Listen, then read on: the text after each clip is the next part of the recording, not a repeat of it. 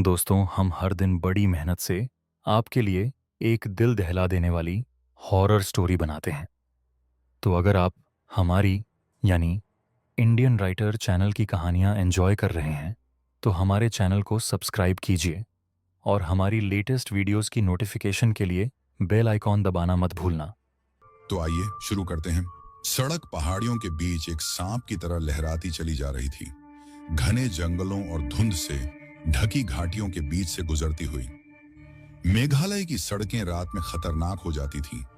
एक गलत मोड़ और नीचे का अंधेरा आपको निगल सकता था, लेकिन हमारे जैसे ट्रक ड्राइवरों के पास कोई और चारा नहीं था। माल पहुंचाना था, पैसा कमाना था, और सड़क की पुकार कभी बंद नहीं होती थी। मैंने अपने पुराने टाटा ट्रक के स्टीयरिंग को कसकर पकड़ा। हेडलाइट्स की मध्यम रोशनी मुश्किल से धुंध को भेद पा रही थी। मेरे बगल में मेरा खलासी रफीक बैठा था। वह धीरे धीरे कोई पुराना बॉलीवुड गाना गुनगुना रहा था।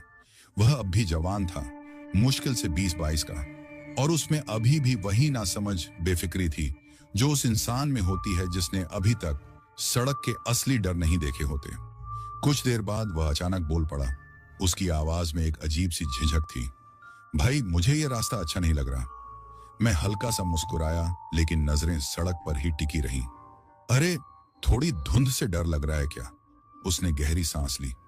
बात धुंध की नहीं है, ये रास्ता सही नहीं है। लोग कहते हैं इस हाईवे पर कुछ गड़बड़ है, ट्रक वाले यहां गायब हो चुके हैं। मैं हंसा। और ये कहानियां तुझे किसने सुनाई? किसी ढाबे के चाय वाले ने? लेकिन रफीक नहीं हंसा। उसने बस खिड़की से बाहर झांका, उस धुंध में जो धीरे धीरे गहराती जा रही थी। हर कहानी झूठ नहीं होती भाई। उसकी बात ने माहौल को भारी कर दिया। ट्रक गड़गड़ाता हुआ आगे बढ़ता रहा। सड़क अब और संकरी हो चुकी थी। दोनों तरफ घना जंगल था, काले साए जो धुंध में हिलते से लग रहे थे, पेड़ जिनकी टेढ़ी मेढ़ी शाखाएं किसी विकृत आकृति जैसी दिख रही थीं। लेकिन सबसे ज्यादा अजीब बात यह थी कि चारों तरफ अजीब सा सन्नाटा पसरा था। मेघालय के जंगल हमेशा जीवंत रहते हैं। कीड़ों की आवाज, पत्तों की सरसराहट, और कहीं दूर किसी जंगली जानवर की चीख।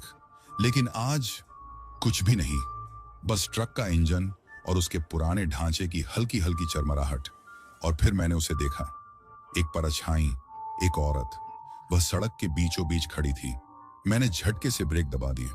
ट्रक रुकते रुकते थोड़ा फिसला, टायर गीली सड़क पर घिसट गए। मेरा दिल तेजी से धड़कने लगा। मैं धुंध में आंखें गड़ाकर उसे देखने की कोशिश करने लगा। वह अब भी वहीं खड़ी थी, एक औरत, फटी पुरानी सफेद साड़ी में। उसके लंबे बिखरे हुए बाल चेहरे पर झुके हुए थे। उसने कोई हरकत नहीं की, ना हेडलाइट की रोशनी से चौंधियाई, न जरा सा भी हिली। बस यूं ही खड़ी रही, सिर हल्का सा एक तरफ झुका हुआ। रफीक ने मेरा हाथ कसकर पकड़ लिया। उसकी उंगलियां बर्फ जैसी ठंडी थीं। भाई, गाड़ी बढ़ा, अभी। शायद उसे मदद की जरूरत हो, मैंने कहा, लेकिन मेरी आवाज उतनी दृढ़ नहीं थी जितनी होनी चाहिए थी। रफीक की पकड़ और मजबूत हो गई। ये औरत नहीं है भाई। उसके शब्दों ने मेरी रीढ़ में एक ठंडा सा झुरझुरी दौड़ा दी। फिर वह हिली, पर सामान्य लोगों की तरह नहीं। जैसे कोई इंसान चलता है वैसे नहीं। एक पल पहले वह हमसे दूर थी, अगले ही पल वह और करीब आ चुकी थी। उसका शरीर हिला तक नहीं, बस जैसे किसी ने एक झपकी मारी और वह आगे आ गई। मेरा गला सूख गया। इसी पल ट्रक का इंजन हिचकिचाया और फिर बंद हो गया। तभी वह औरत धीरे धीरे सिर उठाने लगी, और उसका चेहरा वह सही नहीं था। बहुत लंबा, बहुत पीला, होंठ किसी अजीब सी मुस्कान में खींचे हुए, और आंखें वे पूरी तरह काली थीं, जैसे किसी गहरे कुएं के अंदर झांक रहे हों। और फिर उसने फुसफुसाया, आवाज पत्तों के सूखे सरसराने जैसी, पत्थरों से रगड़ खाती हड्डियों जैसी। मुझे अंदर आने दो। मेरे अंदर से एक चीख निकल गई। मैंने पागलों की तरह चाबी घुमाई, इंजन को स्टार्ट करने की कोशिश की। हेडलाइट्स एक पल के लिए झपकी और वह औरत गायब हो गई। लेकिन ट्रक अब खाली नहीं था। रफीक की आंखें डर से फैल गईं। उसने धीरे धीरे, बहुत धीरे मुझे देखा। कैबिन के अंदर की हवा बदल गई थी, भारी हो गई थी, ठंडी। मैंने अपनी सांस रोकी। मैं जानता था कि मुझे नहीं देखना चाहिए, लेकिन फिर भी मुझे देखना पड़ा। और जब मैंने देखा वह वहीं थी, पीछे बैठी हुई, मुस्कुरा रही थी। मेरे गले में सांस अटक गई। ट्रक की कैबिन, जो कुछ पल पहले तंग महसूस हो रही थी, अब कुछ बहुत बड़ी और घुटन वाली जगह बन चुकी थी। रफीक सख्त बैठा था। उसके हाथ उसके घुटनों पर इस कदर जकड़े हुए थे कि उसकी उंगलियां सफेद हो चुकी थीं। मैंने सिर घुमाकर देखने की हिम्मत नहीं की। मेरी आंखें रियर व्यू मिरर में भागते हुए गईं। वह वहां थी, कैबिन के पीछे, हमारी सीटों के ठीक पीछे बैठी थी, इतनी पास कि मुझे उसका सांस महसूस करना चाहिए था, लेकिन कुछ नहीं था। सिर्फ एक ठंडी मृत सिहरन जो मेरी त्वचा से होकर अंदर घुस रही थी। वह मुस्कुरा रही थी, वो खींची अप्राकृतिक मुस्कान जो किसी इंसान के चेहरे पर नहीं हो सकती। उसकी काली आंखें मुझे घूर रही थीं, जैसे कोई पुरानी भूखी खाई। भाई, रफीक फुसफुसाया। उसकी आवाज मुश्किल से सुनाई दी। चलो चलो। मेरे हाथ सुन्न थे, फिर भी मैंने उन्हें हिलाया, चाबी पकड़कर घुमाई। इंजन ने एक खांसी ली, फिर रुक गया। मिरर में उस औरत की आंखें नहीं हिली, वह हिली नहीं, लेकिन मैंने यह महसूस किया, हवा में एक हलचल, दबाव में एक बदलाव, जैसे आंधी आने वाली हो। फिर मेरे कान के पास एक फुसफुसाहट, मुझे अंदर आने दो। मैं बेतहाशा झुका, अपनी कमान से सिर टकरा गया। सिर में दर्द उठा, लेकिन वह दर्द कुछ भी नहीं था उस बर्फीली ठंड के मुकाबले जो मेरी रीढ़ से चढ़ रही थी। मैंने मुड़कर देखा, पीछे की सीट खाली थी। रफीक ने एक लंबी सांस छोड़ी। उसका चेहरा पसीने से तर था, जबकि बाहर ठंड थी। वो चली गई, लेकिन वह गलत था। ट्रक कांपने लगा, हवा फिर से घनी हो गई, जैसे अनदेखे हाथ हमारे ऊपर दबाव बना रहे हों। बाहर का जंगल झुकने लगा, पेड़ करीब आ रहे थे, उनकी टहनियां जैसे हमारे कांच पर खरोंच रही हों। फिर एक आवाज, धीमी हल्की खरोंच की आवाज, ट्रक के अंदर से। मैंने कांपते हुए हाथों से गियर स्टिक पकड़ा। मुझे इस बात की परवाह नहीं थी कि ट्रक तैयार है या नहीं। मैंने पैडल पर जोर से पैर मारा, चाबी घुमाई और बस प्रार्थना की। इंजन गूंज उठा। बिना रुके मैंने उसे तेजी से दौड़ा दिया। ट्रक हिचकोले खाते हुए आगे बढ़ा, टायर गीली सड़क पर फिसलते हुए पकड़ी और फिर गति पकड़ ली। धुंध हमें निगलने लगी, जैसे हम उस शापित जगह को छोड़ते जा रहे थे, लेकिन वह एहसास नहीं गया। मैं अब भी उसे महसूस कर सकता था। कुछ हमारे साथ बैठा था, अदृश्य, इंतजार कर रहा था। मैंने एक आखिरी बार मिरर में झांका। पीछे की सीट अब भी खाली थी, लेकिन मिरर खाली नहीं था। एक धुंधला सा निशान। नहीं, यह कोई धुंधला निशान नहीं था, यह एक परछाई थी, और उस परछाई पर हल्की सी मुस्कान की छाया थी। हम अकेले नहीं थे, अब नहीं। ट्रक धुंध से भरी सड़क पर गर्जना करते हुए दौड़ रहा था। इसके टायर गीली सड़क पर चीख रहे थे। मैंने स्टीयरिंग व्हील को इतनी कसकर पकड़ा कि मेरी उंगलियां सफेद हो गईं। कैबिन में हवा भारी थी, घुटन जैसी, जैसे कोई अनदेखे हाथ मेरी गर्दन के चारों ओर कस रहे हों। मैं यह विश्वास करना चाहता था कि वह चली गई। मैं यह मानना चाहता था कि हमने उसे धुंध में छोड़ दिया, लेकिन मिरर ने मुझे ऐसा विश्वास नहीं करने दिया। वह धुंधला निशान अब और साफ हो चुका था, एक हल्का विकृत रूप, जैसे कुछ ऐसा खड़ा हो जो सिर्फ हमारी समझ से बाहर हो। और वह मुस्कान जो मुश्किल से दिखाई दे रही थी, लेकिन थी, देख रही थी। रफीक ने तब से कुछ नहीं कहा। उसकी सांसों में घबराहट थी, उसका माथा पसीने से भीग चुका था। वह बस सड़क को देख रहा था और कहीं नहीं देख रहा था। भाई, उसने आखिरकार फुसफुसाया, उसकी आवाज खर्राटों से भरी हुई। वो अब भी यहां है। मेरे गले में सूखा हो गया। तुमने उसे देखा? उसने कठोर सिर हिलाया। पूरी तरह नहीं, लेकिन मैंने उसे महसूस किया। उसकी उंगलियां घुटने पर कांप रही थीं। वो अब बाहर नहीं है, वो अंदर है। मेरे शरीर में सिहरन दौड़ गई। मैंने जवाब नहीं दिया। हवा में उस वजन को महसूस किया, जैसे कैबिन और ठंडी हो गई हो, जबकि बाहर की गर्मी कम नहीं हो रही थी। सड़क अब पहाड़ों में घुमावदार हो गई थी। तेज मोड़ जो घने जंगलों से घिरे हुए थे, धुंध पेड़ों के बीच से सरकते हुए आ रही थी, जैसे अनदेखी आवाजें ट्रक के ढांचे पर फुसफुसा रही हों। फिर एक हंसी, धीमी, मुश्किल से इंजन की आवाज से ऊपर सुनाई दे रही, लेकिन बेहद पहचानने वाली। मैंने कांपते हुए हाथों से स्टीयरिंग व्हील को पकड़ लिया। ये एक महिला की हंसी थी, हल्की, मीठी, लेकिन गलत। रफीक ने भी इसे सुना। मैंने देखा कि उसके कंधे तने हुए थे, होंठ चुपचाप दुआ कर रहे थे। रुको मत, उसने फुसफुसाया। किसी भी हालत में भाई, रुको मत।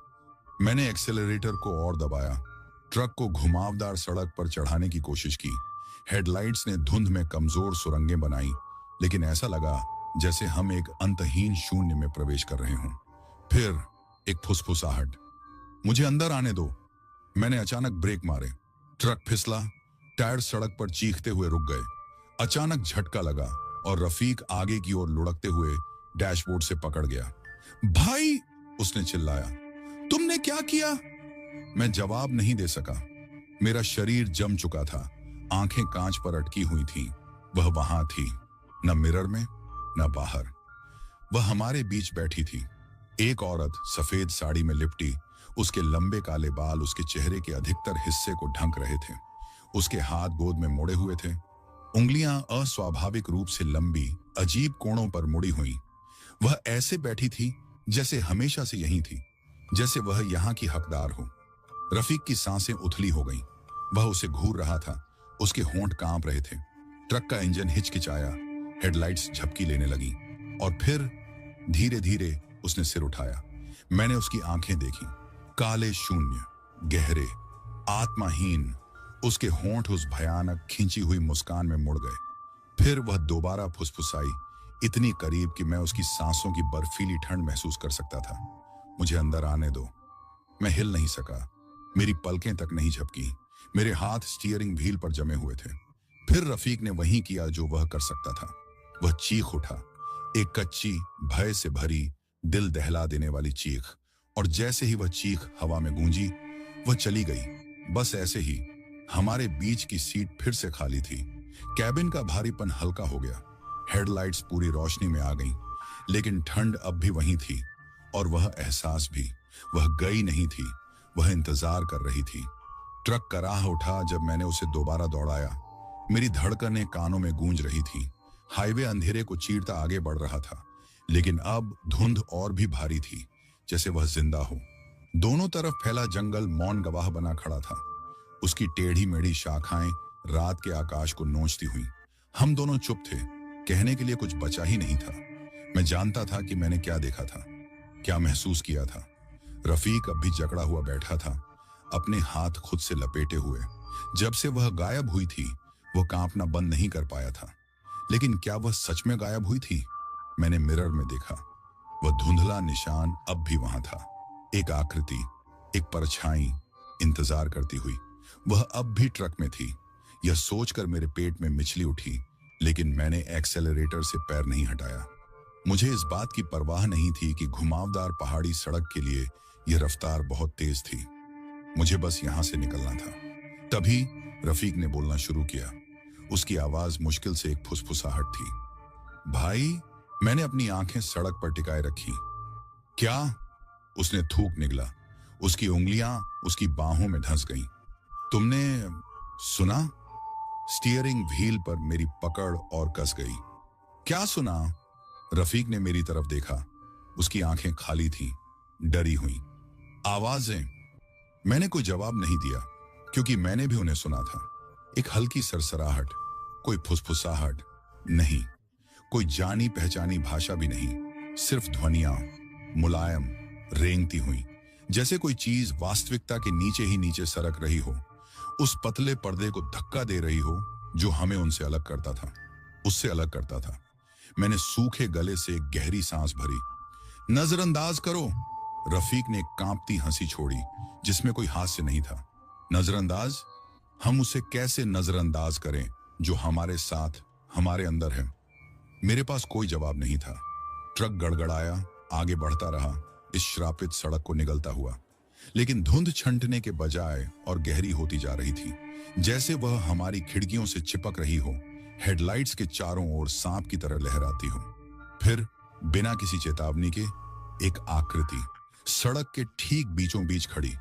मैंने झटके से ब्रेक दबाए और ट्रक बुरी तरह फिसलने लगा। टायर चीखते हुए सड़क पर घिसट गए। हम मुश्किल से पहाड़ के किनारे से बच पाए, पर वहां कुछ नहीं था। सड़क खाली थी, कोई आकृति नहीं, कोई औरत नहीं, सिर्फ धुंध जो हेडलाइट्स में मरोड़ खा रही थी, मानो वह भी हंस रही हो। रफीक ने घबरा कर एक गाली दी। उसकी सांसें तेज चल रही थीं। वह हमारे साथ खेल रही है। मैंने थूक निगला, कांपते हाथों से गियर बदला और ट्रक फिर से चलाया। और तभी एक सांस बिल्कुल मेरे कान के पास। मुझे अंदर आने दो। मैंने बमुश्किल ट्रक को सड़क पर बनाए रखा। रफीक ने मेरी प्रतिक्रिया देखी। उसने कुछ नहीं पूछा, बस जेब में हाथ डाला और एक छोटी सी गठरी निकाली। लाल कपड़े में लिपटी कोई चीज।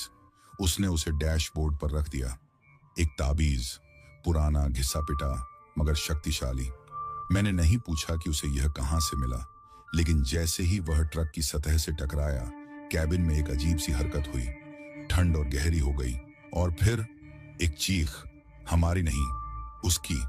एक अमानवीय क्रुद्ध चीख जो ट्रक में गूंज उठी। खिड़कियां कांप गईं। हवा में कोई गलत चीज गूंजने लगी। मैं उसे देख नहीं सकता था, पर महसूस कर सकता था। वह गुस्से में थी और मुझे यकीन था हम बच नहीं रहे थे। अभी नहीं। वह अब भी खेल खत्म करने के मूड में नहीं थी। चीख धीरे धीरे धुंध में घुल गई, लेकिन उसकी गूंज मेरी हड्डियों में समा गई। ट्रक अब भारी लग रहा था, जैसे कोई अदृश्य चीज उसकी छत पर बैठी हो, उसका बोझ दबा रही हो, स्टील और जंग के बीच से सरसराहट कर रही हो। रफीक ने ताबीज को दोनों हाथों से कसकर पकड़ा। उसका चेहरा पसीने से तर था, लेकिन उसकी पकड़ मजबूत थी। कुछ पल तक कुछ नहीं हुआ। धुंध अब भी मोटे गुच्छों में फैली थी। हेडलाइट्स में भूतियां उंगलियों की तरह मरोड़ खा रही थी। लेकिन कुछ गलत था। हमें अब तक अगले चेक पॉइंट पर पहुंच जाना चाहिए था। मैंने घड़ी की ओर देखा। 2:47। यह मुमकिन नहीं था। हमने पहली बार उसे देखने के बाद 1 घंटे से अधिक तक ड्राइव की थी। यह सड़क मैं अच्छे से जानता था। यहां से 20 मिनट पहले एक ढाबा आता था जहां ट्रक ड्राइवर आराम करते थे, मगर वहां कुछ नहीं था, सिर्फ सड़क और यह श्रापित धुंध। रफीक ने भी नोटिस किया। भाई, हम आगे क्यों नहीं बढ़ रहे हैं? मैंने कोई जवाब नहीं दिया, क्योंकि मेरे पास कोई जवाब था ही नहीं। सड़क खत्म नहीं हो रही थी, या उससे भी बुरा, यह खुद को दोहरा रही थी। मैंने जबड़े भींचे और ट्रक की रफ्तार बढ़ा दी। स्पीडोमीटर 80, फिर 90। टायर भीगती सड़क पर गुर्रा उठे। पेड़ अंधेरे में मुड़े तुड़े साए बनकर तेजी से पीछे सरकने लगे। तभी एक साइन बोर्ड। मेरी सांस में सांस आई। कोई बस्ती, कुछ तो। पर जैसे ही ट्रक करीब पहुंचा, मेरा कलेजा धक से रह गया। साइन बोर्ड पर लिखा था गुवाहाटी 136 किलोमीटर। मेरे पेट में एक ठंडी सनसनी दौड़ गई। नहीं, रफीक बुदबुदाया, यह मुमकिन नहीं है। यह वही साइन बोर्ड था जो हमने 1 घंटे पहले पार किया था। हमने कोई यू टर्न नहीं लिया था, पर हम वहीं आ गए थे। मुझे अब एहसास हुआ, यह सड़क हमें आगे नहीं ले जा रही थी, यह हमें फंसा रही थी। रफीक की सांसें तेज हो गईं। उसने मेरा बाजू पकड़ लिया। उसकी उंगलियां मेरी त्वचा में धंस गईं। भाई, ये जाल है। मैं जानता था, पर इससे बाहर कैसे निकला जाए, यह नहीं। मैंने ट्रक की स्पीड घटाई, दिमागी रूप से रास्ता खोजने की कोशिश की। ताबीज ने असर किया था। उसने उसे दूर धकेला था, लेकिन बस थोड़ी देर के लिए। अगर उसने इस पूरी सड़क को फंसाने के लिए मोड़ दिया था, तो हमें इसे तोड़ना होगा। पर कैसे? मैंने रफीक की तरफ देखा। यह ताबीज कहां से लाया? उसने झिझकते हुए कहा, नाना से। वह हकीम थे, वह कुछ जानते थे। जब मैंने घर छोड़ा, उन्होंने कहा था कि इन रास्तों पर बिना सुरक्षा के मत चलना। उसने कड़वा घूंट भरा। मैंने उन पर हंस दिया था। मैंने स्टीयरिंग पर अपनी पकड़ कस ली। और क्या कहा था? रफीका ने सूखे होंठों पर जुबान फेरी। अगर तुम उसे देखो तो मत बोलना, उसे पहचानना भी मत, और अगर वो तुमसे बात करे। वो ठिठक गया। मैंने हल्के से सिर घुमाया। क्या? उसकी आवाज फुसफुसाहट में बदल गई। कभी हाँ मत कहना। एक ठंडी लहर रीढ़ के जरिए ऊपर चढ़ गई। मुझे अंदर आने दो। मैं सिहर उठा। आवाज मेरे पास से नहीं आई थी, पीछे से भी नहीं। वो आवाज मेरे अंदर से आई थी, एक सरसराती फुसफुसाहट जो मेरी खोपड़ी में रेंग रही थी, मेरे ख्यालों के चारों ओर लिपट रही थी, मेरे जहन की दीवारों को दबा रही थी। मुझे अंदर आने दो। मैंने जोर से जबड़े भींचे, नजरें सड़क पर टिका दी। उंगलियों में दर्द होने लगा था। मैंने स्टीयरिंग इतनी जोर से पकड़ा हुआ था, वो मुझे तोड़ने की कोशिश कर रही थी, मुझे मजबूर कर रही थी कि मैं उसे आमंत्रण दूं। इसीलिए वो हमें पूरी तरह नहीं ले जा पाई थी, उसे इजाजत चाहिए थी। मेरे हाथ कांपने लगे, जबड़े इतने जोर से जकड़ गए कि लगा दांत चटक जाएंगे। मैंने किसी तरह शब्द निकाले, नहीं। ट्रक कांप उठा, धुंध और गहरी हो गई, और फिर सड़क पर एक आकृति उभरी। एक औरत, वो बस खड़ी थी, मुस्कुरा रही थी, इंतजार कर रही थी। मैंने ट्रक नहीं रोका, मैंने एक्सीलेटर पर पैर जमा दिया। इंजन दहाड़ उठा, धातु चीख उठी, पहिए सड़क पर अपनी पकड़ बनाए रखने के लिए संघर्ष करने लगे, लेकिन वो नहीं हिली, 1 इंच भी नहीं। और फिर वो अंदर आ गई, हमारे बीच। रफीकत की चीख गूंज उठी और दुनिया अंधेरे में समा गई। ऐसा लगा जैसे किसी ने हकीकत पर काला पर्दा डाल दिया हो, कि गड़गड़ाहट खत्म, टायरों की आवाज गायब, रफीकत की चीख तक शून्य में घुल गई। मैं कुछ भी नहीं देख पा रहा था, कुछ भी नहीं सुन पा रहा था, यहां तक कि ट्रक को भी महसूस नहीं कर पा रहा था। मैं तैर रहा था, नहीं, गिर रहा था। चारों ओर भयानक सन्नाटा पसरा था। ऐसा लगा जैसे मुझे शून्य में दफना दिया गया हो, जैसे ब्रह्मांड खुद को समेट चुका हो। और फिर एक फुसफुसाहट। मैंने कहा था ना मत कहना। तेज दर्द मेरे सिर के आर पार दौड़ गया। मेरी नजरों के आगे काले धूसर छींटे छा गए। अंधेरे में अजीब आकृतियां नाचने लगी। मैं हिलने की कोशिश की, सांस लेने की, लड़ने की, पर कुछ मुझे जकड़े हुए था। वो मुझे जकड़े हुए थी। सबसे पहले मैंने उसके हाथ महसूस किया, ठंडे, नुकीले, मेरी कनपटी पर दबाव डालते हुए। फिर उसकी सांस, वो गर्म नहीं थी, इंसानों जैसी नहीं थी। वो ठंडी धुआं थी जो मेरी खाल में समा रही थी, मेरे फेफड़ों में भर रही थी। मुझे अंदर आने दो। मैंने घुटन भरी सांस ली, छाती जल उठी, दिमाग धुंधला पड़ने लगा। नहीं नहीं, मैंने जबड़े भींचे, खुद को रोकने की कोशिश की, पर ऐसा लगा जैसे नंगे हाथों से समुंदर को रोकने की कोशिश कर रहा हूं। वो मेरे अंदर उतर रही थी, खरोंच रही थी, टटोल रही थी, कुछ खोज रही थी। और फिर उसे वो मिल गया। एक याद, एक सड़क, धुंध से ढकी एक हाईवे, यही सड़क। वो हंसी, और तभी अंधेरा चटक गया। मैंने हांफते हुए लंबी सांस भरी। ऐसा लगा जैसे किसी ने मुझे जबरदस्ती मेरी सीट पर पटक दिया हो। ट्रक अभी भी दौड़ रहा था, घुमावदार सड़क पर, खतरनाक रफ्तार से। डैशबोर्ड की लाइट झिलमिला रही थी, हेडलाइट धुंध के खिलाफ जूझ रही थी। रफीकत मेरा नाम चिल्ला रहा था, उसके हाथ मुझे झकझोर रहे थे। भाई भाई, क्या हुआ? तुम कहां चले गए थे? मैंने पलकें झपकाई। दुनिया घूम रही थी, दिल इतनी जोर से धड़क रहा था कि पसलियां कांप रही थी। मुझे नहीं पता। मेरी आवाज दरक गई। शायद मैं रुक गया। कुछ बदल गया था। सड़क अलग थी, जंगल पहले जैसा नहीं था। पेड़ ज्यादा ऊंचे, ज्यादा घने थे। हाईवे उखड़ा हुआ था, डामर में गहरी दरारें थीं, जैसे सड़क में नसें फट गई हों। और साइन बोर्ड, वो बदला हुआ था। मैंने झुकी हुई जंग लगी पट्टिका पर नजर गड़ाई। अक्षर पुराने थे, आधे मिट चुके थे, पर मैं उन्हें पढ़ सकता था। काला रास्ता 2 किलोमीटर। काला रास्ता, वो सड़क जो मौजूद नहीं होनी चाहिए थी, वो जगह जिसके बारे में कोई ट्रक ड्राइवर बात तक नहीं करता था। एक रास्ता जो लोगों को निगल जाता था। रफीकत का चेहरा सफेद पड़ गया। वो मुझसे मुड़ा, उसकी आंखों में खौफ था। भाई, उसकी आवाज कांप उठी। उसने हमें गलत मोड़ लेने पर मजबूर कर दिया। और फिर पीछे धुंध में, आईनों में वो हंसी। ट्रक घड़घड़ाते हुए आगे बढ़ा। उसका विशाल ढांचा किसी घायल जानवर की तरह कराह रहा था। सड़क के दोनों ओर घना जंगल दबाव बना रहा था। पेड़ अस्वाभाविक रूप से ऊंचे हो गए थे। उनकी मुड़ी तुड़ी शाखाएं कंकाल जैसी उंगलियों की तरह आगे बढ़ रही थीं। मगर अब धुंध बदल चुकी थी।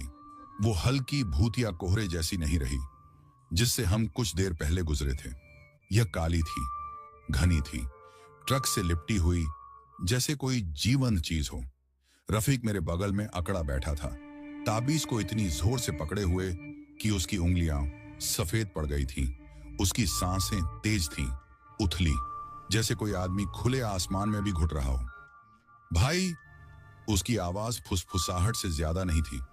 हमें यहां नहीं होना चाहिए।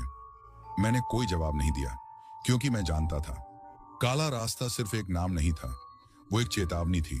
कोई ट्रक वाला इसके बारे में खुलकर नहीं बोलता, मगर हम सब कहानियां जानते थे। एक ऐसी सड़क जो उन्हीं को दिखती थी जिन्हें वहां से वापस नहीं जाना था। एक ऐसी जगह जहां इस दुनिया के नियम काम नहीं करते। एक ऐसी जगह जहां वो इंतजार करती थी। मैंने एक्सीलेटर और दबाया, मगर ट्रक ने कोई प्रतिक्रिया नहीं दी। स्पीडोमीटर वहीं रुका रहा, 40 पर। चाहे मैं जितना भी जोर डालूं, ट्रक उससे तेज नहीं जा सकता था। जैसे किसी अदृश्य शक्ति ने पहियों को जकड़ लिया हो, हमें अंधकार की गहराइयों में खींच रहा हो।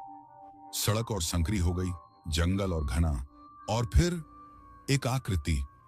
पहले वो बस एक धुंधला अंधेरा था, फिर वो आकार लेने लगी। एक टूटी फूटी लकड़ी की गाड़ी सड़क के बीचों बीच खड़ी थी, और उसके बगल में एक आदमी। मैंने झटके से ब्रेक दबाए। ट्रक कांपते हुए रुका। उसकी हेडलाइट्स उस आदमी पर चमकने लगी। वो बूढ़ा था, नंगे पैर, उसके कपड़े फटे हुए थे, धूल से सने। उसकी त्वचा सूखी और दरारों से भरी थी, जैसे तपती गर्मी में फटी हुई जमीन। वो गाड़ी के पास खड़ा था, बिल्कुल निश्चल, मगर उसकी आंखें वो हमें नहीं देख रही थी, वो हमारे पीछे देख रही थी, जैसे वो कुछ देख रहा हो। ट्रक के पीछे मेरे बाजुओं के रोए खड़े हो गए। मैं मुड़ना नहीं चाहता था, नहीं देखना चाहता था कि वहां क्या खड़ा था। फिर बूढ़ा हिला, धीरे धीरे कांपते हुए हाथ से उसने इशारा किया। ट्रक के पीछे रफीका के हलक से एक घुटी हुई सिसकी निकली। मैंने स्टीयरिंग और कसकर पकड़ लिया। हम नहीं देखेंगे, मैंने बुदबुदाया। हम नहीं रुकेंगे, हम बस निकलेंगे यहां से। भाई, अभी। मैंने एक्सीलेटर पर पूरा जोर डाल दिया। ट्रक आगे झपटा, गरजते हुए उस गाड़ी की तरफ बढ़ा। मैंने उम्मीद की थी कि बूढ़ा हट जाएगा, भागेगा, मगर उसने नहीं हिला। वो बस मुस्कुराया, और फिर आखिरी पल में वो बस एक कदम पीछे हट गया, और गाड़ी गायब हो गई। सामने सिर्फ खाली सड़क थी। मैंने कोई सवाल नहीं किया, कोई रफ्तार कम नहीं की, मगर फिर आईने में, अंधेरे में, एक तीसरा अक्स, एक औरत ट्रक के पीछे बैठी हुई, उसका सिर एक ओर झुका हुआ, घने काले बाल चेहरे पर बिखरे हुए, मुस्कुराते हुए। मैंने कुछ नहीं कहा, रफीक को नहीं बताया। अगर उसने उसे देखा, उसे वहां बैठे हुए, हमें देखते हुए, जैसे वो हमेशा से वहीं हो, वो पागल हो सकता था।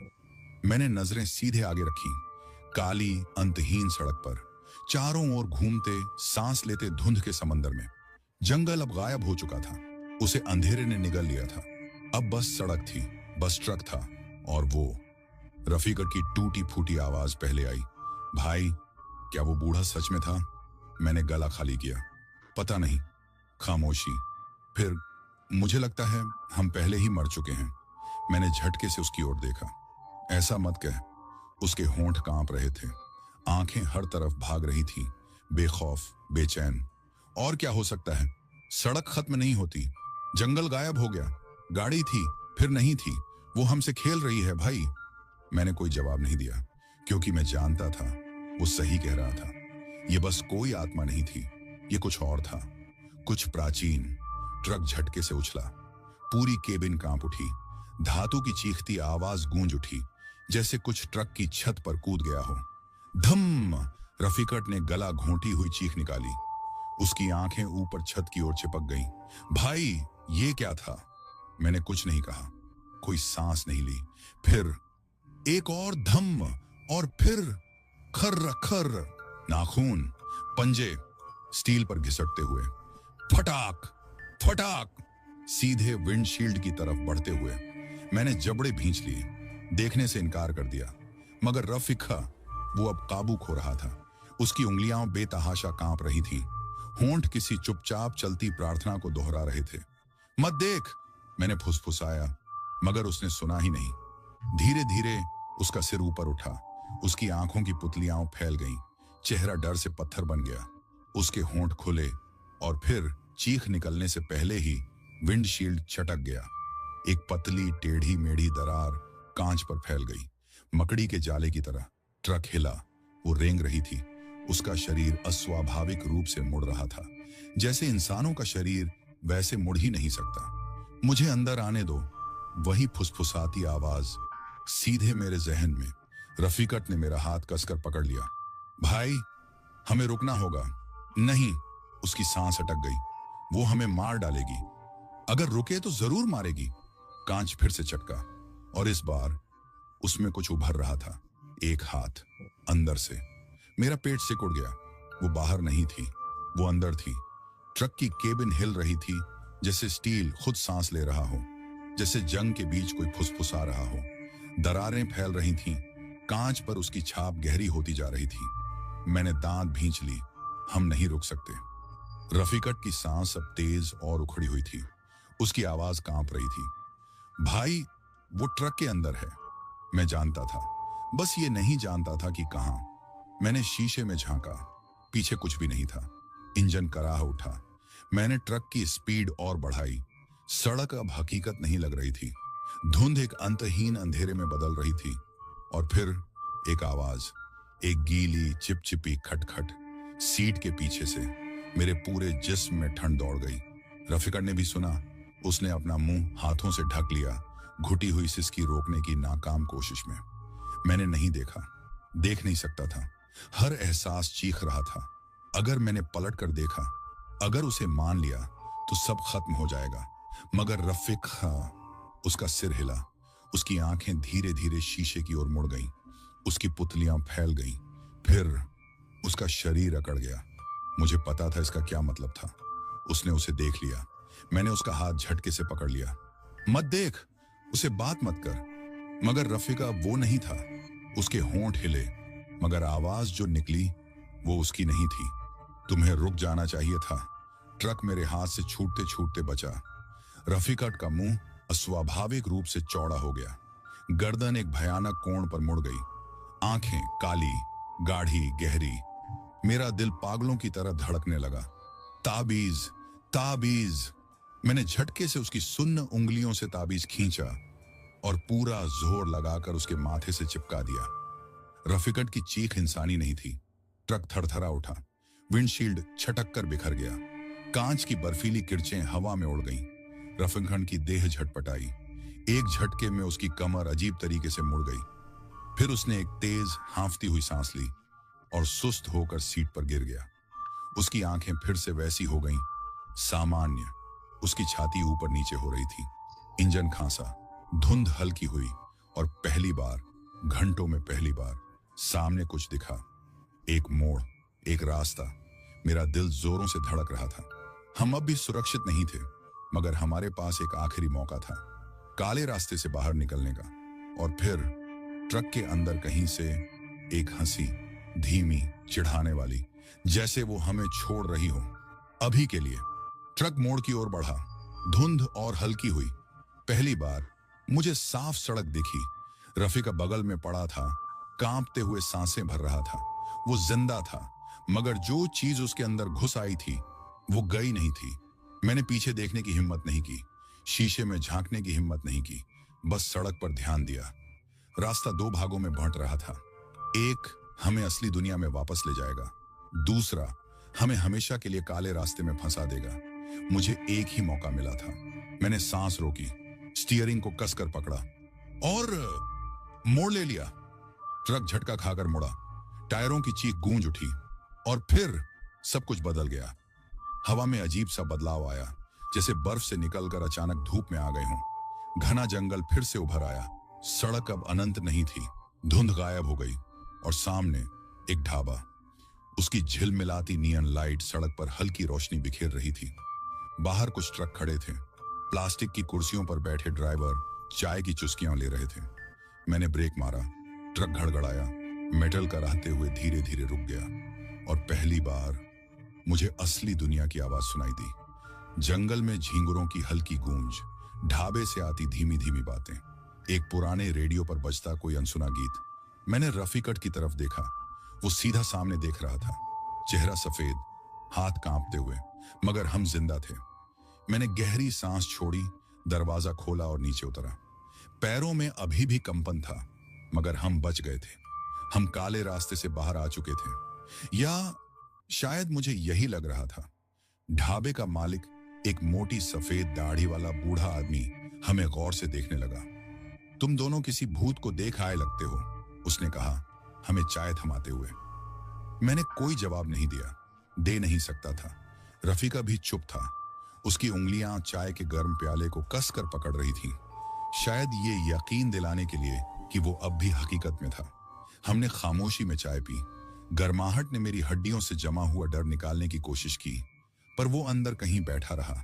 और फिर मेरी नजर ट्रक पर गई और मेरा खून जम गया। विंडशील्ड अब भी चटका हुआ था, उस पर अब भी एक हाथ की छाप थी और साइड मिरर में बस एक पल के लिए मैंने उसे देखा। वो वहीं थी, ट्रक के पीछे बैठी हुई, मुझे घूर रही थी मुस्कुराते हुए। मैंने पलक झपकी और वो गायब हो गई। मगर मुझे पता था हम भाग नहीं पाए थे। काले रास्ते ने हमें जाने दिया था, क्योंकि उसे पता था कि हम फिर लौटेंगे। मैंने मिरर की तरफ देखा। इस बार वहां कुछ नहीं था। ट्रक खाली था। विंडशील्ड पर हाथ की छाप भी गायब हो गई थी। दरारें धीरे धीरे अपने आप भर रही थी। मैं समझ नहीं पाया, क्या ये सब दिमाग का खेल था या काले रास्ते ने हमें वाकई छोड़ दिया था। मगर रात जैसे जैसे गुजरी, सब कुछ अजीब सी शांति में डूब गया। धीरे धीरे बाकी ट्रक ड्राइवर अपने रास्ते चले गए। किसी ने हमसे कुछ नहीं पूछा, बस हमारे चेहरों को देखा और सिर हिलाकर आगे बढ़ गए, जैसे वो समझते थे, जैसे वो जानते थे। मैं कुछ भी कहने से बचता रहा। रफीका सो चुका था, ट्रक के अंदर ठंडी धातु के सहारे सिर टिकाए। अब उसकी सांसें शांत थीं, शरीर नर्म, मगर जो भी उसके अंदर समा गया था वो पूरी तरह गया नहीं था। सड़क अब असली लग रही थी, सामान्य, अटूट। सुबह हो गई थी। मैंने इंजन चालू किया। ट्रक फिर से सड़क पर लौट आया। धुंध अब भी थी, पर अब वो भारी नहीं लग रही थी, अब वो साधारण थी। ट्रक चलता रहा। रफीका 1 घंटे बाद उठा, थका हुआ मगर शांत। उसने काले रास्ते का जिक्र नहीं किया, मैंने भी नहीं। जरूरत ही नहीं थी। कुछ चीजें कहने के लिए नहीं होती, बस महसूस करने के लिए होती हैं। जैसे जैसे मीलों का फासला बढ़ा, डर कम होता गया। वो घुटन जो मेरे अंदर जमी थी धीरे धीरे हटने लगी। हम आजाद थे, बस इतना ही काफी था। जब हम आखिरी कस्बे पर पहुंचे, जहां से हाईवे अलग होता था, हवा बदल चुकी थी। दुनिया की हलचल फिर से वैसी हो गई थी जैसी उसे होना चाहिए था। वो रात, वो डर धुएं की तरह गायब हो चुका था। हमने ट्रक एक ढाबे पर खड़ा किया, पैर पसारे, लंबी सांस ली। सूरज सुनहरी चमक बिखेर रहा था, जैसे सब कुछ पहले जैसा हो गया हो। रफीका मेरी तरफ मुड़ा। पहली बार हमारी आंखें टकराईं। सब ठीक है? मैंने पूछा। आवाज अब भी भारी थी। उसने सिर हिलाया। हाँ, लगता है अब हम सुरक्षित हैं। मुझे पूछने की जरूरत नहीं थी कि वो इसे सच मानता है या नहीं। वो मानता था, और मैं भी। मैंने गहरी सांस ली। हम बच गए थे। वो सड़क जो हमें निगलने वाली थी अब पीछे छूट गई थी। अब वो सिर्फ एक याद थी, और अब सब खत्म हो चुका था। हम आजाद थे। तो दोस्तों, आज की कहानी यहीं खत्म होती है। तो दोस्तों, दिल थाम के बताओ, कैसी लगी आपको ये कहानी? अगर सच में मज़ा आया, डर लगा या दिमाग हिल गया हो, तो इंडियन राइटर चैनल को सब्सक्राइब करना बिल्कुल मत भूलना। और हाँ, इसे अपने दोस्तों के साथ शेयर करो, ताकि डर का मज़ा सबको मिले। मिलते हैं अगली कहानी में। तब तक के लिए सतर्क रहो और सुनते रहो इंडियन राइटर।